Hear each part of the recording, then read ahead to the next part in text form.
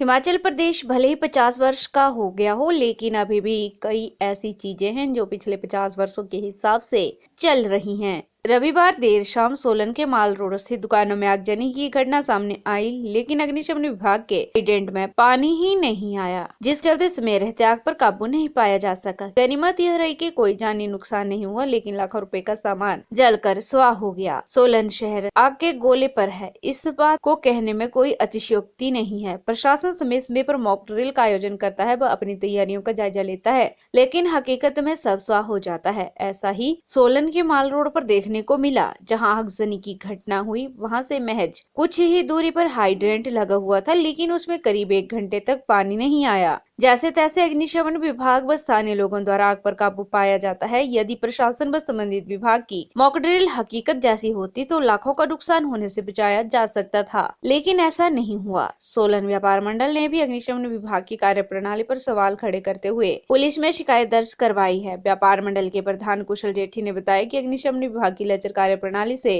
इतना बड़ा हादसा हुआ। यदि समय रहते आग पर काबू पाया जाता तो नुकसान को कम किया जा सकता था। उन्होंने कहा कि सोलन शहर भगवान भरोसे है। सर, आज हम सब दुकानदार भाई इकट्ठे हुए थे और हमने जो कल गलती जिस डिपार्टमेंट की हुई है, हम उसके खिलाफ एक कंप्लेंट लेके स्थानीय सिटी चौकी में आए और हमने एक कंप्लेंट दी और रिक्वेस्ट किया कि जो भी कल की घटना का जिम्मेवार है उसके खिलाफ FIR लॉन्च की जाए और इसकी जांच की जानी चाहिए। अब कल की घटना आप सबके रिकॉर्ड्स में है कि 15 मिनट तक दुकानें जलती रही, ना पानी था, फायर ब्रिगेड थी। फायर हाइड्रेंट बिल्कुल दुकान के सामने 20 फुट में फायर हाइड्रेंट था, वो 1 घंटे तक उसमें पानी नहीं आया। हमारी आपके माध्यम से फिर डिमांड रही, कोई ध्यान ही नहीं देता यार, हम जैसे हम लवारिस हैं, हमारा कोई वाली वारिस ही नहीं है। इस करके हमारा निवेदन है कि कम से कम हमारी जान माल की सुरक्षा प्रशासन ही कर सकता ना, और हम किसको बोल सकते हैं बताओ। और देखो, पटाखे का लाइसेंस नहीं देती प्रशासन, पटाखे बेचने का लाइसेंस देता, लेकिन वो बीच बाजार के अंदर 36 सिलेंडर भरे हुए सिविल सप्लाई के पड़े थे, उनके खिलाफ कौन करे? अगर भगवान ना करे वहां तक चली जाती आग, बिल्कुल एडजॉइनिंग था वहां चली, क्या हाल होता।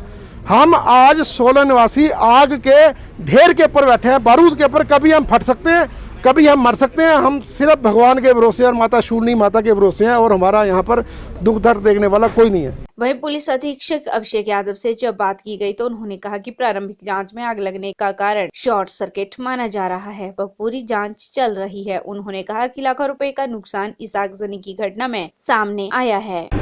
देखिए, अभी जांच में पुख्ता रीज़न तो सामने नहीं आया, लेकिन जो प्राइमा फेसी या प्रारंभिक जांच में पाया जा रहा है वो शॉर्ट सर्किट ही कारण लग रहा है, और पूरी जांच के बाद ही ढंग से खुलासा हो पाएगा कि आग का कारण क्या था। कितने के नुकसान का? देखिए, अभी नुकसान का पूरा आकलन करना संभव नहीं है, अभी पूरी जांच के बाद ही पता चल पाएगा, लेकिन काफ़ी बड़ा नुकसान है और लाखों का नुकसान हुआ है इसमें।